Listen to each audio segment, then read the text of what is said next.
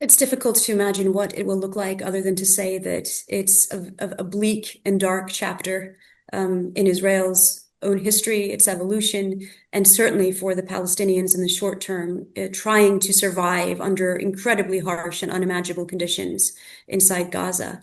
There's likely to be a high level of further displacement, a further wave of displacement of Palestinians who have been seeking shelter in makeshift sort of tents and temporary housing, and trying to survive amongst the rubble. So it's likely that they will be displaced as Israeli military operations expand in Gaza City. Their access to food, to essential supplies, will be surely disrupted, at least for a certain period of time, whilst they move south inside the Strip.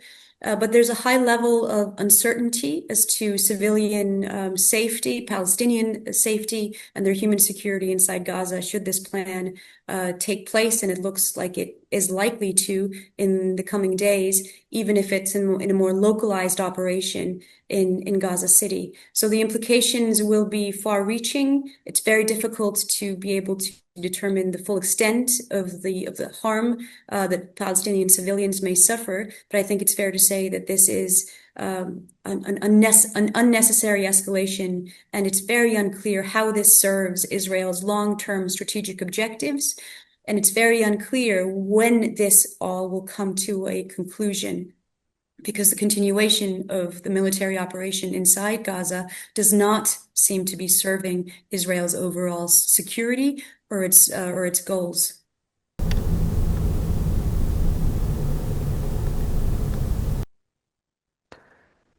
Well, the idea behind this has been that Palestinians, tens of thousands of Palestinians, would be displaced, probably down south in the Gaza Strip, and localized in what Israeli planners have been calling a humanitarian city.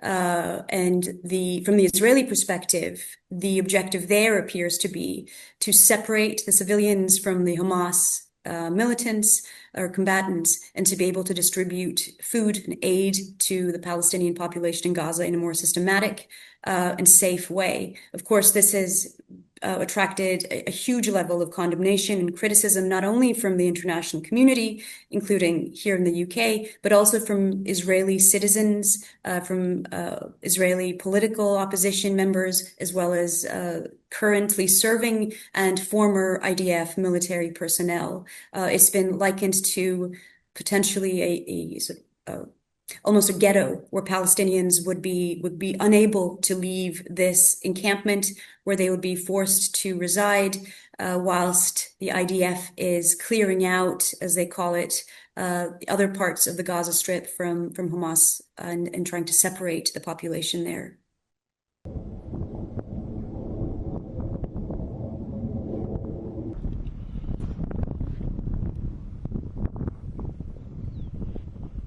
The plan that has been approved seems to be a somewhat scaled back version of a full occupation, in that it sets out an incremental plan, beginning with Gaza City and potentially expanding on from there. I think the Netanyahu government, including the far right extremist coalition members and ministers, we have to there consider and unpack the long-term motivations. What is Israeli planning for the future of Gaza?